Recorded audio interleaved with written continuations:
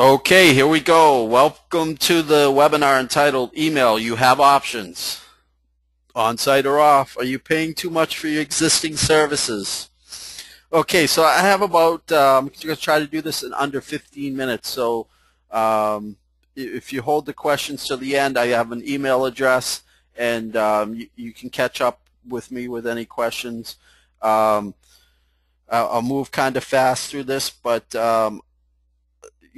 just give you some of the breakdowns. This presentation is for business decision makers, whether you be in finance, manager, owner of a company. This is not a get into the different email technologies and that sort of thing. I just want to give you an overview of what's out there and some of the cost breakdown. All right, here we go. If I can move forward. Okay, a little bit about my company. Myself and I got two guys under me, and we are, IT consultants, help desk, servers, Mac, Windows, outsourced IT department, blah blah blah. I consider myself a family guy. I have two young boys. One's 2 and one's 7. And I'm married, and I try to, when I get free time, watch some ball games. Okay, so common small business email scenarios. Common one over the last few years is a Microsoft Small Business Server, run an Exchange email, and a pretty cost-effective solution. Fairly easy to maintain. Yeah,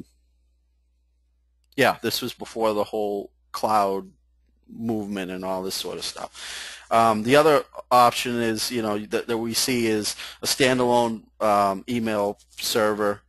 A little bit more cost, but depending on the amount of users, you might have to go that route. Then you have a hosted Exchange, which is all the talk of the town, the last couple of years, and pretty nice solutions. Gives you all the same features as calendaring, syncing, meetings, public folders, all that nice stuff that big businesses and small businesses have been used to over the last few years. Google Apps is another option. Using their Gmail email function and some of the other apps. Some small businesses are running that. And we have hosted POP or IMAP. Don't worry about the acronyms. Basically, it's like unlimited accounts. Usually you get it with you when you set up your website. And it just gives you basic email back and forth, send, receive, no syncing, no calendaring, that sort of stuff. Once it's downloaded, yes, it's there. It's no longer on the server in most cases. And then you got some small businesses still using the personal accounts, Hotmail, Comcast, but very rare these days because everybody wants more functionality. This slide, you will have outages. Okay, just whether it's hosted or it's on-premise, internet connections go down. Acts of God happen. It depends upon your location. A lot of times, location of the data center, location where you are. Sometimes what you pay, the old adage, you kind of get what you pay for. If you're paying $2 a mailbox, it may be in India somewhere, and who knows what you get. Whereas if you pay a few dollars more per mailbox, you get something. Or if it's on premise, you have a better level of service. Sort of common sense stuff, right? It also depends who you're working with. Are they in California? Are they in Canada? They're the next town over. Local IT guy. Whatever it may be. So that hinges on on the number of outages and things like that. Just some of the factors. But I'm just making the point that one is not necessarily better than the other. They both have their pluses and minuses. This table gives you a breakdown of the hosted email options. What I just went over. Microsoft has an offering called Office 365. It's a lot of the buzz now. It's a nice solution. They have a nice help desk manned by Microsoft or their subcontractors. But anyway, we've used it and they're very good. And they can't beat the price. If you look over on the right-hand column, I've got the cost breakdown. Let me see if I can highlight this for you. Over here, I give the cost. So that'll give you a feel for these different options. Google Apps is, it's a real cheap option. You have third-party hosted companies, and you can also host it locally. You can have a local IT provider do it, and you can buy all the equipment or rent the equipment or whatever. But typically, you're not going to save money. If you look at the dollar signs down here, you're not really saving any money by going that route. But you do have more control and that sort of thing. So, and then the last option being, the old school email. I send and receive email. I don't have the syncing and calendaring function, all that happy stuff. Cost breakdown, Office 365, don't hold me to these numbers exactly. These are fairly recent numbers. $6 a mailbox. Google Apps, $50. Pop IMAP, less than $100 a year. Always going to be the cheapest option.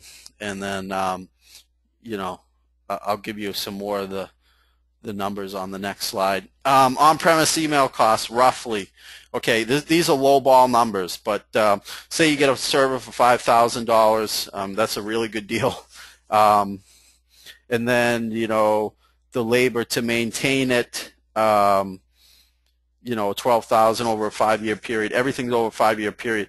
It could be give or take. Some people say, average server is 5 years. Some people, stretch it out, and say maybe 7. Some people say a little bit less than 5. But typically, let's say 5 years. If you have less than 47 mailboxes, that's really the break-even point in these numbers here. Typically, most small businesses are under 47. So if you're under 47, then it's really hard to beat something like Office 365 or any hosted offering because it's just that much cheaper. Using economies of scale, Microsoft, Google, they have the resources and they keep the prices low. Now, if you extend the life of the server, reduce the labor costs, obviously, these numbers will move a little bit. So that's that.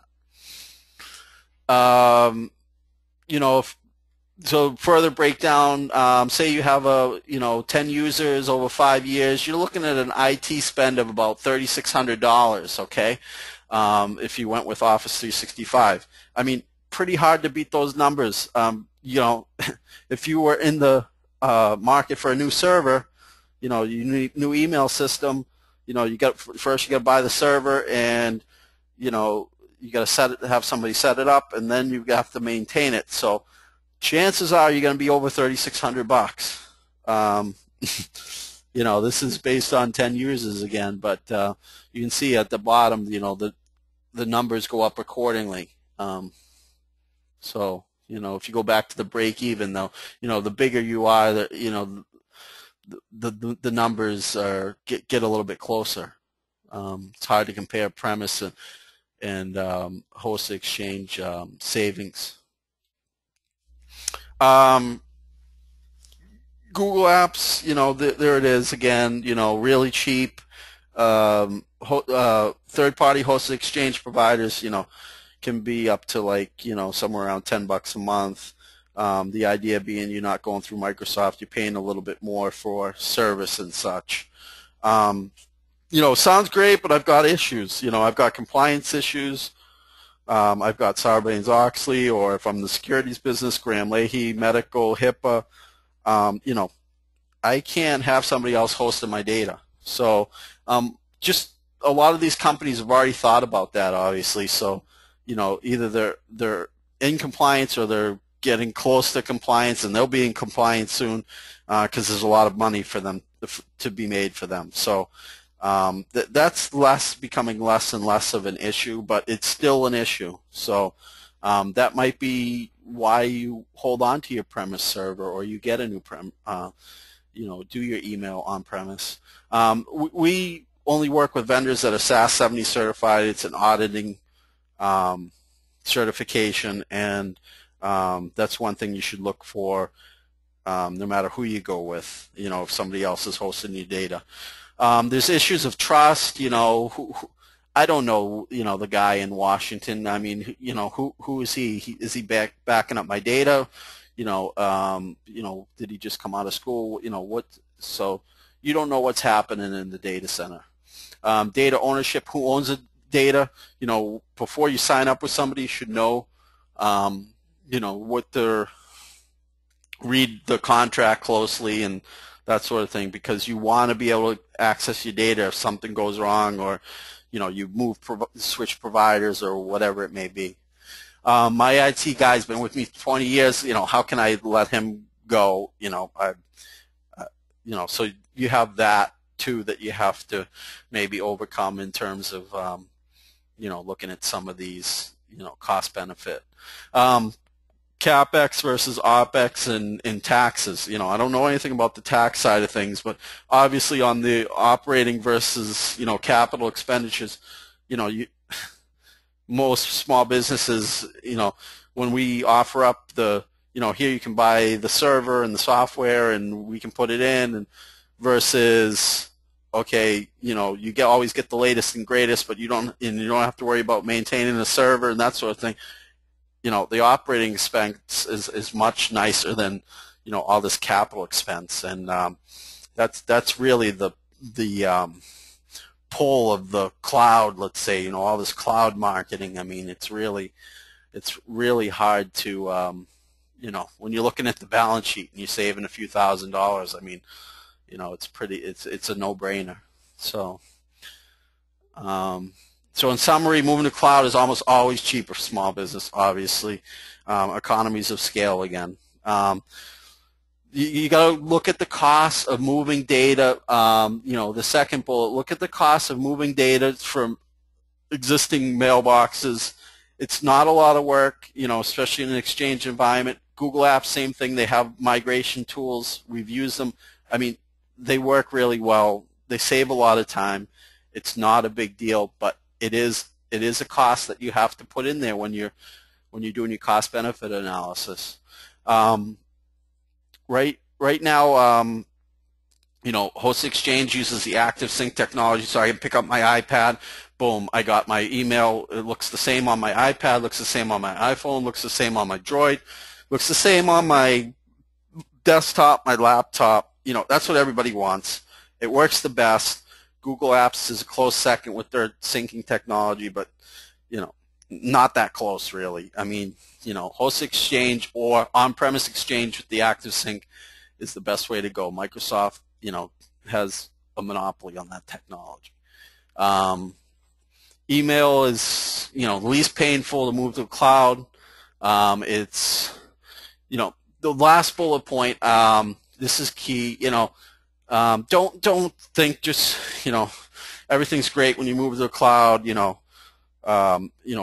the Microsoft Exchange server or an email server is impossible. It costs too much money. Blah blah blah. We've had clients with us for years that run small business server with Exchange, and it's very little maintenance involved. Depends on the amount of users, how many email servers you have, and that sort of stuff. But for most small businesses, on-premise email, Exchange, not a big deal.